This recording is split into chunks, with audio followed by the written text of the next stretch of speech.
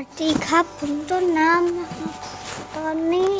อะไรเนี่ยจะประหลอดยอดเหรอเดี๋ยวขอเปลี่ยนตัวแป๊บนึงเป็นเจ้าชานแล้วกันนั่นคือฉันน้อยหน้ายับแปงเนี่ยสัตว์ร้ายถล่มโลดEP 1แล้วเมื่อไหร่มันจะไปสักทีเนี่ยไปแล้วแล้วตำรวจจับเราก็ไงก็ไม่รู้เนี่ยเราแค่เดินไปเดินมาเองนะไม่ได้ทำอะไรผิดเลยนะดูดิเดินแบบนี้อยู่อาจจะเกือบ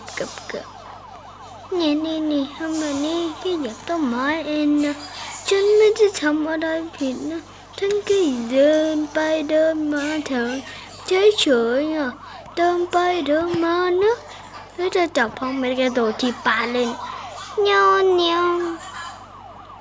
เล่นด้วยกันไหม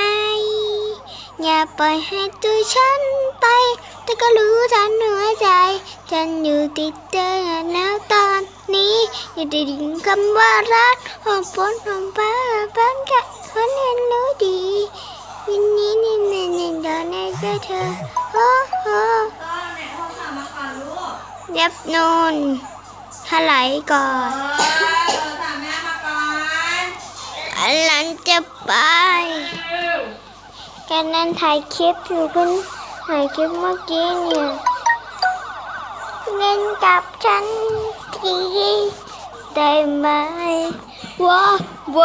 มึงติ้วเวียนหัวแน่เนี่ยฉันจะเวียนหัวแล้ว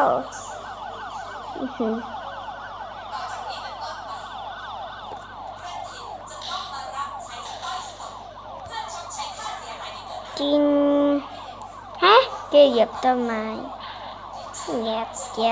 ยบต้นไม้แล้วตัดมันขึ้นได้ไงว่าต้นไม้ไม่มีอะไรแป๊บหนึ่งเลยไม่มีเงาไม่มีอะไรเลยไม่เห็นถนนเลยทำค่ายทหารดีกว่าแปะเ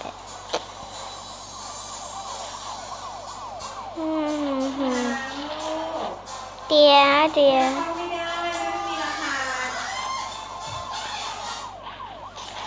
โอ้ยโดนชน